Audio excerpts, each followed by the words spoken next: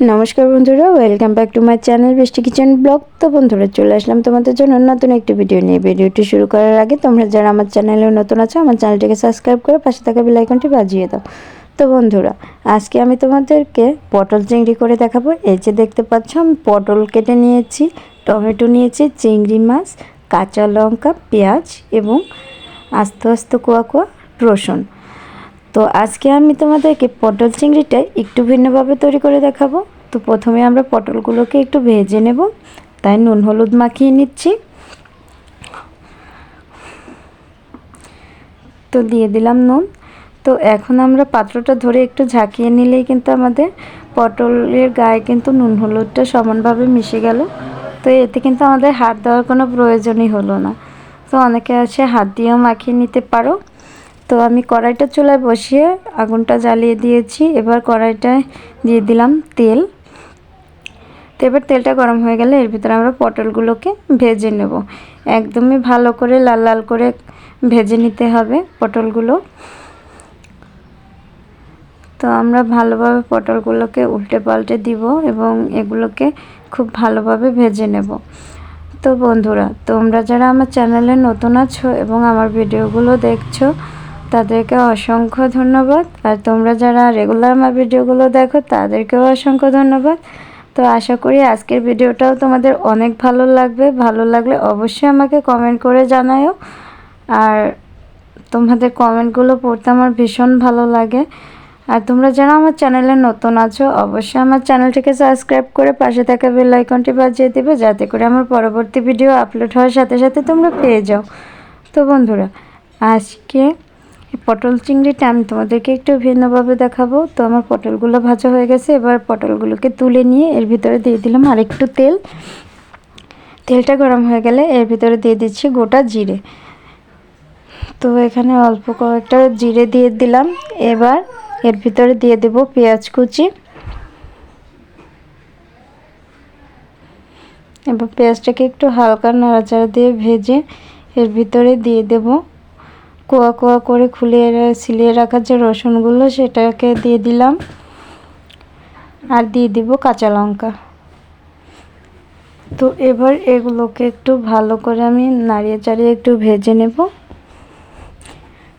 Just রসুনগুলো যখন নরম হয়ে যাবে, তখন আমরা কিন্তু এর ভিতরে চিংড়ি মাছটা অ্যাড করব। তো আমার এগুলো কিন্তু প্রায় ভাজা হয়ে এসেছে। এ পর্যায়ে আমি এখানে চিংড়ি মাছগুলো দিয়ে দিচ্ছি। তো তোমরা চাইলে কিন্তু এই রেসিপিটি শুটকি চিংড়ি দিয়েও করতে পারো। তো শুটকি চিংড়ির থেকে কিন্তু এই চিংড়ি মাছটা একদম তাজা চিংড়ি মাছ দিয়ে কিন্তু করলে এই রেসিপিটি অনেক ভালো লাগে। পটল আমরা অনেকেই অনেকভাবে খেয়ে থাকি। তো আজকের এই রেসিপিটি আশা করি তোমাদের অনেক ভালো লাগবে।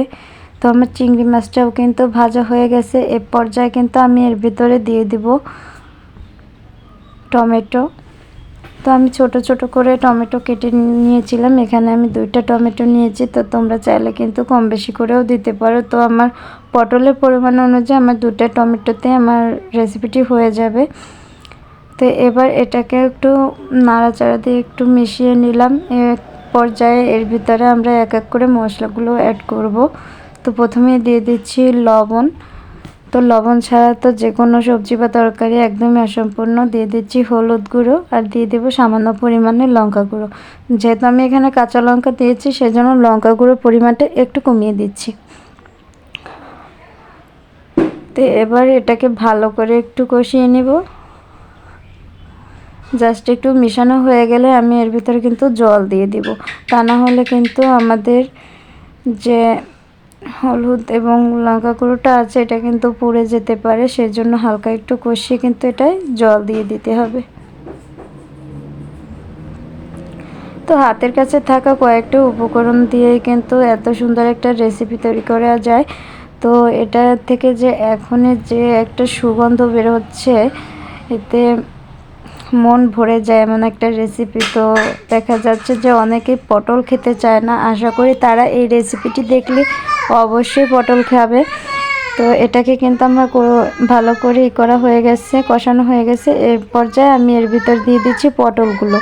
তো পটলগুলো দিয়ে এটাকে ভালো করে একটু মিশিয়ে নিব, আবারও নাড়াচাড়া দিয়ে। তো এই পর্যায়ে আমি এখানে পরিমাণ মতো জল দিয়ে দিব।